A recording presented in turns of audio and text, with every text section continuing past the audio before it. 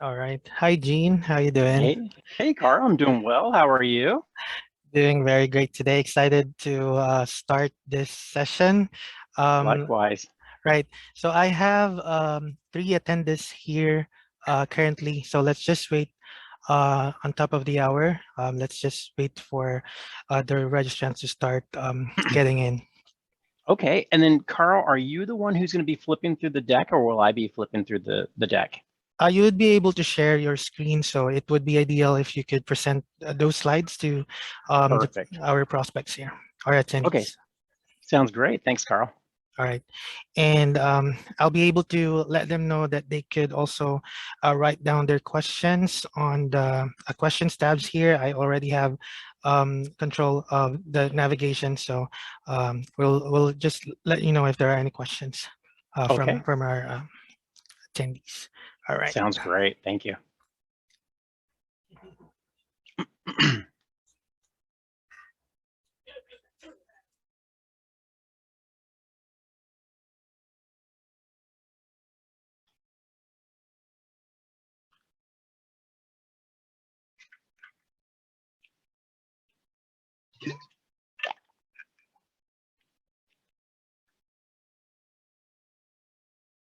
All right. I can see a few already joined in, so let's just wait for a few more minutes, and then we could commence our webinars today. Sounds great, Carl. Thanks.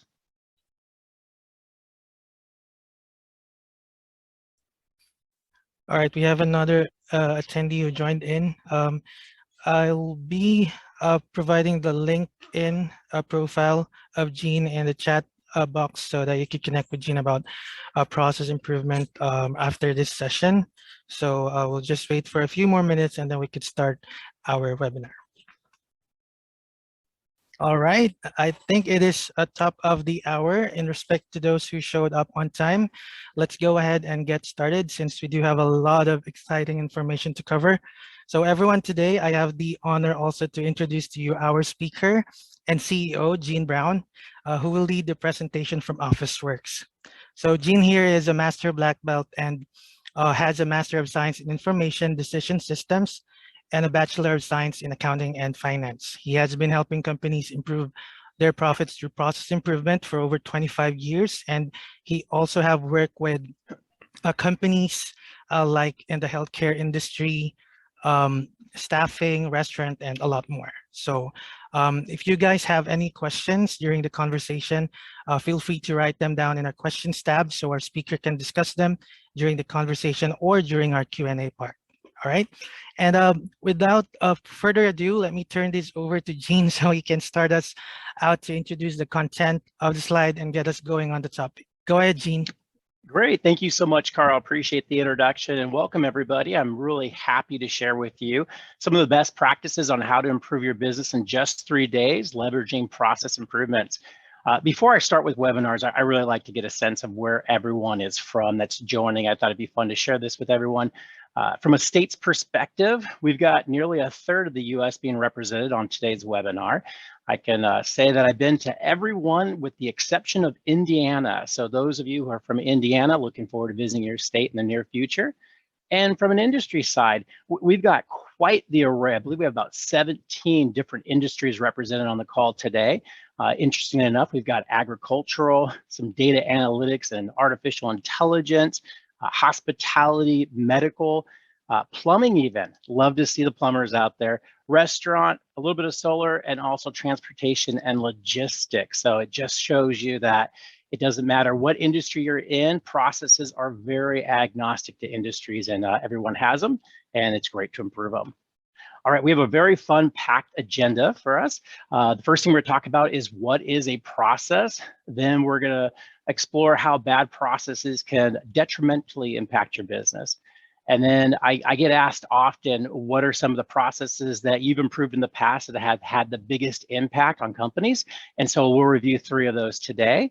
And then really where the meat of the presentation is going to be is the blueprint, the 5 simple steps on how you can improve your business in just 3 days. And then Carl will open up for some Q&A at the end. So let's go ahead and get started. Just a little bit about Officeworks. We're a national consulting firm with over 25 years experience helping companies improve the way the work gets done. And customers typically bring us in because, to be quite frank, they're having challenges with their processes. And we help them get the work done better, faster, and at a lower cost. And our approach is very effective, it's efficient, it's easy. And if you talk to a few of our customers, they'll tell you they actually have fun while doing this. Hard to believe you could have fun improving processes, but we do make it fun. A little bit about me, I'm certified Lean Six Sigma Master Black Belt. I have a Master's of Science in Information Decision Systems and a Bachelor's in Accounting and Finance. And I've been helping companies improve the way their work gets done in their companies for over 25 years. Okay, let's dive into this. So what is a process? If you were to take a look in Webster, you would see this definition. It's a series of actions or steps taken in order to achieve a particular end. So you might ask yourself, why is this important? Why are processes important? Well, put it quite simply, it's the way the work gets done. It's how you acquire customers. It's how you produce your products and services and deliver them to your customers. It's how you acquire new employees. It's how you close the finances in the business. And one thing to keep in mind with a process, it should be aligned with your customers' needs. We have a motto here at Officeworks. Our motto is happy customers they come from processes that are aligned to meet their needs. So keeping the processes focused on the customer is a very critical part. So how do bad processes affect your business? So as we defined before, a process is how the work gets done. So if how the work gets done is ineffective, or if it's inefficient, it absolutely will kill the morale in the organization. It kills the passion, productivity goes down, and it damages the bottom line. You see, inefficient processes, they will cost your company money. It will lower the quality, and it will also waste time in the organization. Matter of fact, the IDC came out with a study not so long ago. They wanted to see if there was a correlation between inefficient processes and revenue. And they found that companies lose, on average, 20 to 30% in revenue every year due to inefficiencies. And some of those signs of inefficiencies in a process are having unclear boundaries. It's unclear who's responsible for specific tasks in a process, or there's redundancies. Multiple departments are doing the same thing. There's bottlenecks. Work is being clogged in one area of the organization, preventing continuous flow in a process. Or there's loss of operational performance, or inaccurate or lack of insight. And worst of all is the inability to scale your business when you have inefficient processes. So the real theme of this slide is that inefficient and ineffective processes really have a detrimental financial impact on any business. So as I mentioned before, I've been doing this for 25 years now, and I've seen a lot of processes in companies, and I've really been able to boil down 3 core processes that have the biggest impact from an improvement initiative. They are customer acquisition. The other one is the production of your product or service and delivering it to your customer. And lastly is the employee acquisition, and not to mention employee retention. With the first one, it doesn't matter how good your product or service is. If you don't have an effective and efficient process that will find customers who are willing to buy your product and service, your business is going to go out of business very quickly. On the second one, if you can't produce and deliver your product and service to your customers faster, better, and a lower cost than your competitors, then you're going to lose market share. And when you lose market share, that has a big impact on the profitability of your company. And lastly, with employee acquisition, well, actually, let me back up here. This is a very interesting time that we have with the great resignation that's happening. It's really hard to find qualified talent that's out there. So if you don't have a sound process that can source, identify, and attract employees to your organization, then you're going to be stuck with mediocre staff who won't have the ability to scale or grow your business. So if you get anything out of today's webinar, these are 3 processes you can immediately start looking at in your company to start improving that will have a big impact to your business. Okay, up to this point, we've talked about what a process is. Basically, it's how the work gets done. We've talked about how bad processes can affect your business in a very detrimental financial impact. And we've looked at 3 different processes you can quickly identify now and start improving. So what we've got here, this is where the real bulk of our content is. This is your blueprint. These are the 5 simple steps you can do to improve your business processes. I want to walk through each one of these in detail, and then please, if you have any questions, definitely type them in the chat, and Cara will go ahead and bring those questions to me, and we'll try to answer it during the webinar. All right, so the very first step is to scope the initiative. So this is where you're going to define the problem you're trying to solve. It could be that our sales are too low, or that the quality of our product or service is lower than we expect, or that our cycle time to produce or deliver our product or service is higher than it should be. Or it could be that we can't find good talent out in the market. Then you want to agree on the goals after you solve the problem. The goal is to increase revenue by 20%, or it might be to increase the quality of our service or product by 40%, or it might be to reduce the cycle time by 20%. Then you want to go ahead and schedule the initiative, and this involves identifying the team that's going to actually solve the problem. This is usually 1 to 2 team members in each department that is involved in the process, both upstream and also downstream. So once you have your team identified, you are now ready to start your 3 days to improve your business. This is where you're going to sequester your team, which usually is going to consist between 6 to 8 individuals. You're going to sequester them in a room for 8 hours a day for the next 3 days. And when I say sequester, I really mean sequester. They are absolutely doing nothing but focusing on solving this business problem. You can certainly put some time aside for them to answer emails or to check phone calls, during lunch or maybe some scheduled breaks, but really their time should be focused on solving this problem. So day 1, that's where you get the baseline. This is where you're going to map your current state of the process that you're focusing on to solve the problem. Your team, all members of the team, are going to go ahead and walk the process. They're going to go to where the work is being done. They're going to start where the process begins, and they're going to start talking to the people conducting the work. And you're going to go in sequential or chronological order of how the process is working. And when you're watching or you're observing how the person does each step in the process, you're asking them some questions. You're asking questions such as, how long does it take you to perform this step?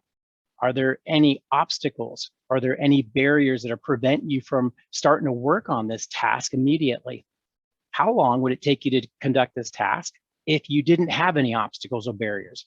And what percentage of the time do you have all the information you need to be able to do this task without having to do any type of rework or asking for information back upstream? After you've gone through this process in its entirety, you're going to then come back to the room and you're going to map this process out with the team. And you're going to add all the key performance indicators from all the questions that you asked each person for each of the tasks. Now, this does take a full 8 hours when you do this. It's getting consensus from the team. There's a lot more that's buried into how you do this step here. But by the end of the day, you will have a complete overview of how this business process works in its current state. And the exciting thing about this is each person in the department that is working on this problem, they start to gain all this insight, things they didn't realize were happening in the process, things that they didn't realize they may have been an upstream or downstream impact to someone else's department. They have a much more appreciation on how the process works. And even more so, when you see the process mapped out in front of you, you start to see very quickly where the inefficiencies lie. So that's day 1. Day 2, you get back and you're going to review what the current state looks like, but this is where all of the creativity comes from. This is where the team gets to design what the future state could look like. This is where we improve, or we start to design what the improvements look like. So once you go through each one of the steps in the process, you start asking yourselves questions like, can we do this step faster? Can we increase the quality output that's coming out of this particular step? Is this step needed even? What's causing some of the issues in this step to have such a long cycle time? This is where you'll start doing some brainstorming activities, root cause analysis with the team.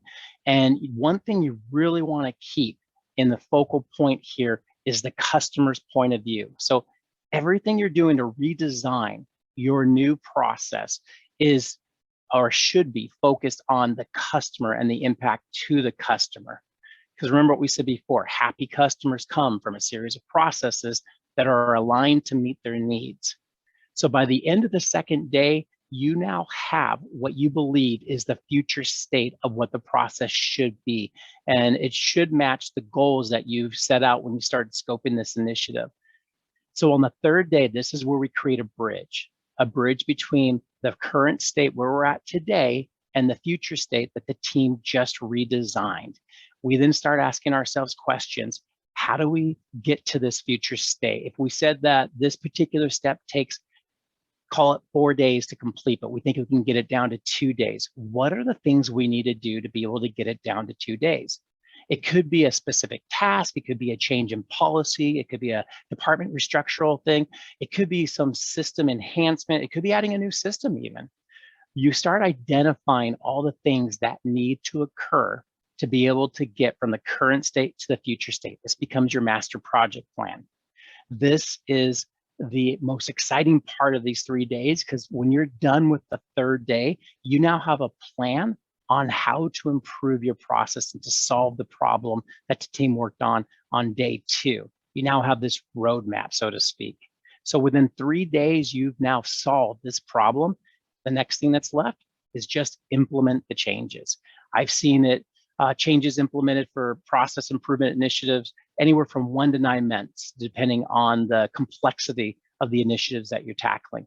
But by the time you're done with this, you should expect that not only have you solved the problem, but you've reduced the cycle time, you've increased the quality, and you've reduced the costs associated with this process. Okay, with that, I have just a few questions for everybody. If you focus the questions on the left-hand side of the screen, these are questions related to your current processes today. With your processes, are there any unclear boundaries? Is there confusion on who does the work or who should do the work? Are there any redundancies? Is certain items being reworked? Are there any bottlenecks that are preventing continuous flow? If you answered yes to any of these questions, there's a really good chance that you have inefficient and ineffective processes in place today. Now, focus your time on the right side of the screen. Look at these questions. Are your processes documented today? Every one of them. Is the performance for each process measured at each step in a process? And if something goes wrong in your process, can you quickly adjust? If you answered no to any of these questions, then similar to the other questions, there's a really good chance that you have an ineffective or inefficient processes within the business, which most likely are causing a detrimental impact to the financial profitability that you may or may not see right now. Now, the good news is we just reviewed the 5 steps, easy 5 steps to be able to complete, to be able to improve your business processes. And in addition to that, if you don't know where to start today, you can certainly go to the 3 processes I mentioned before, your customer acquisition. You can look at your production of your products or services, or you can look at your employee acquisition processes and start working on improving those today. All right, that covers today's webinar. Hopefully you gained some insight into a nice blueprint on how to improve your business by focusing on process improvements. And I will leave it open for any types of questions. All right, great. Thank you so much for that presentation, Gene. Someone here actually asked if we can send a copy of a white paper about, you mentioned earlier about the impactful processes in depth. So for those who wants to receive one, I think we could, send it their way after this session. They could write down their name so I could take a note of that in our questions tab. Sounds great. All right, anyone can also raise their hand if they have other questions. I can allow your mics or just write them down in our questions tab. So Jean here could address those questions.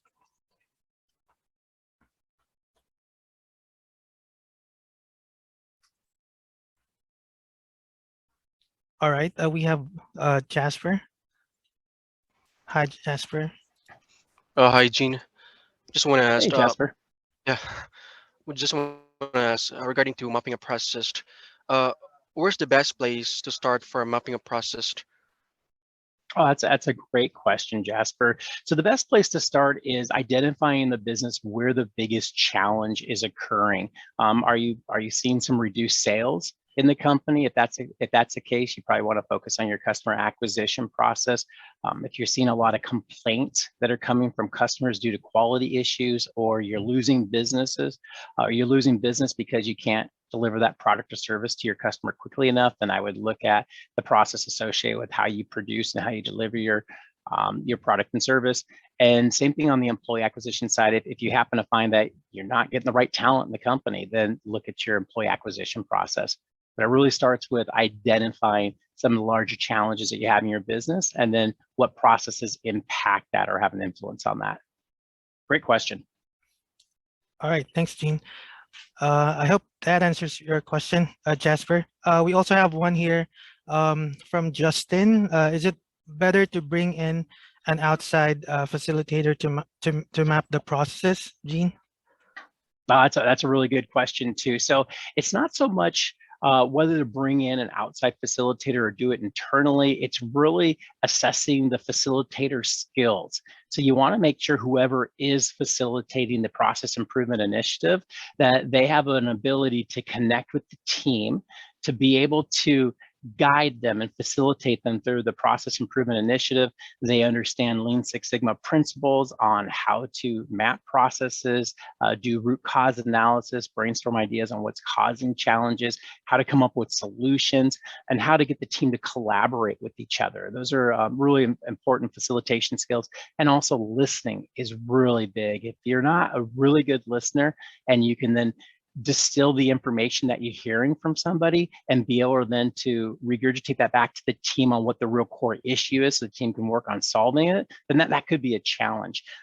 Probably the biggest, I would say, the advantage of bringing an outsider in versus an internal person is usually with an outsider, they have absolutely no emotional ties to the business, to the process itself, or to departments or individuals. They have absolutely nothing to gain by trying to structure a process a certain way.